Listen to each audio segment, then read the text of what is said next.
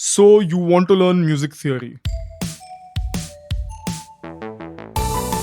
Offspin Media Friends presents So, You Want to Be a Professional Musician? Hosted by Rajesh Ravi. Hi, this is Rajesh Ravi. Welcome to yet another episode of So, You Want to Be a Professional Musician. And I'm guessing you listening to this right now are either a singer, guitar player, bass player, or any other musician. And you're at that stage where you finally decided you want to or need to learn music theory. Now, in a previous episode of mine, I had defined music theory as the fundamentals of music translated to some spoken human language. So, either now you're at that stage where you want to learn how to translate these fundamentals to some spoken language, or you want to learn music theory to understand the fundamentals of music itself better. Now, many musicians don't end up really learning as much music theory as they should because it's overwhelming. And I get it because it's very mathematical, it's very complex. There are so many rules, there's so many fundamentals to be understood. And in order to do so, you have to understand everything from scratch. Or so it may seem. Now, when I'm saying so it may seem, I'm not saying that you shouldn't learn the basics or you shouldn't know things from scratch. What I'm saying is there's a way to learn this without overwhelming yourself. Now, like most skill or education related things, you obviously can't learn everything in a day. And if you look at the entire volume of what is to be learned, of course, it's going to intimidate you.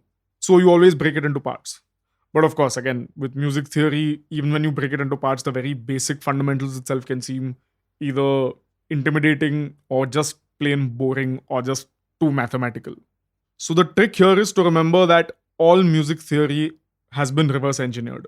Regardless of which part of the world you take or which genre of music you take, humans came up with music first and then tried to understand the fundamentals and then translated it into spoken languages. And this is exactly what your approach should be. Let's be honest, no one really gets into music by learning music theory first and then trying to play an instrument or singing. It's usually always the other way around. Either you started singing or picked up an instrument or both, played it for a while, tried to learn some songs, tried to create music. And whenever you've been stuck, either trying to learn songs or create music, is when you feel like, okay, I need to gain a little more knowledge. And that's probably where you're at right now. So instead of now going, you know what, I need to go all the way to the basics and understand what is a note, what are notes, why only 12 notes in music, what are scales, what are chords, what are time signatures, what is a beat, what is a quarter note, 18th note, 16th note, triplet, shuffle. You don't have to learn all of these things overnight. I mean, eventually you will need to, but not right now. For now, we'll just get into the practical way of going about this using different examples, assuming that one of these situations will apply to you. Now, the rule of thumb here is to just learn only what you want to or need to learn. For example, you're a singer and you're trying to maybe learn some melody or vocal run or alap, and you're stuck in this one place. Either because this particular tune you're trying to learn has way too many notes in it and you're not able to figure them out, or maybe there's a scale change happening and you probably don't even know that it's a scale change. It's just you're hearing some sort of foreign note that you're not used to listening to so far. So, what you do is figure out what the basic issue is. If you feel the problem is there are way too many notes that are being sung or played, this could also apply to any melodic instrument player. If you feel there are too many notes being played, learn different types of note lengths, like a whole note, half note, quarter note, 12th note, 8th note, 16th note, 24th note. If you feel like you're hearing a foreign note within this scale or framework that you're just not used to, again, here, this is probably a case of where you're familiar with a major or minor scale, but there's that one note which sounds foreign to you. So then just learn what that foreign note is, learn that type of scale, learn the difference between different scales, keeping either major or minor scale as a reference. And don't go any further till you are comfortable with this particular tidbit of music theory. Another example I could give is for a drummer. You may be able to play very complex metal blast beats, but the second someone gives you a Latin American rhythm, you're completely thrown off. Because logically, it seems way more basic than these metal blast beats you're playing, but it's completely confusing you. That means, again, in this case, the particular knowledge you lack is different types of lengths of notes. So, again, learn what a quarter note is, 8th note, 16th note, and all those things I just mentioned.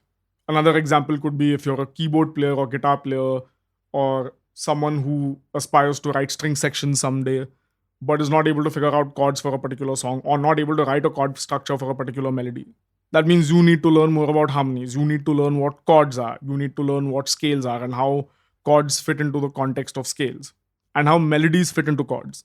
Another example could be you're a musician who's trained in either Hindustani or Carnatic classical music, and you're jamming with someone who is only familiar with Western classical music or jazz music or only knows Western music notation. In this case, you probably will need to learn what chords are, what harmonies are, and they'll probably need to understand the fundamentals of sargam and how that translates into Western music. And of course, there are like a million scenarios like this I could come up with. But in all of these examples, the point I'm trying to make is not that you just learn that one thing and life is sorted. What I mean to say is that these are good starting points. And by starting point, I also don't mean that now that you've learned this one thing, go and learn the basics. Of course not. Maybe go through 2, 3, 4, 5 such situations. And once you feel comfortable enough, or once you feel like you're in that mood to do an educational deep dive into music theory, only then should you go for it. So then there's the question of where can you learn from? Well, the answer to that is pretty simple. For one, you can try looking for music teachers in your area or online. And again, depending on what you're trying to learn. You could either learn Western classical or Hindustani or Carnatic or any other form of music where theory is an essential part of the learning. Or if you're already learning one form of music but want to learn something else, then go look for teachers who are teaching that. You also have a lot of online courses. You also have a lot of free resources on YouTube. There are many YouTube channels that will teach you a lot of basic to intermediate theory for free. And time for shameless plug. I have a blog called giligiliakha.wordpress.com. Over there, you'll find that I made very academic notes on music theory. Again, starting from the very basics of what is a note, why 12 notes, what is a scale, what are chords, and how all these things relate to each other, with enough examples to teach you each of those concepts. So yeah, like any new skill or piece of knowledge that you're trying to acquire in life, you don't have to learn all of it overnight. Take it one step at a time. You just listened to So You Want to Be a Professional Musician, hosted by Rajesh Ravi, produced by Offspin Media Friends. This podcast is live pretty much everywhere, on Spotify, on Amazon Music, on Apple Podcasts, on Audible, on Gaana, on Savan, on Wink, pretty much any other podcasting platform we could think of. Share it with a friend that you think just has to listen to this podcast. And if you don't mind, give the Offspin team a like, maybe a subscribe on their Instagram page.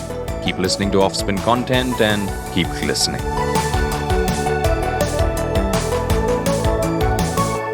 The opinions expressed in this show are personal to the guests and the host and do not necessarily represent the opinions of the producer or the platform. This show does not intend to defame and denigrate any individual or organization in India or outside. The show is created for entertainment purposes only. It does not encourage smoking, drinking, or any kind of substance use. It may contain the use of harsh language that may be considered offensive, rude, or profane by the listeners. It may also contain incidents that mention or describe mental health issues, casteism, suicide, and violence. Listeners are advised to use their discretion.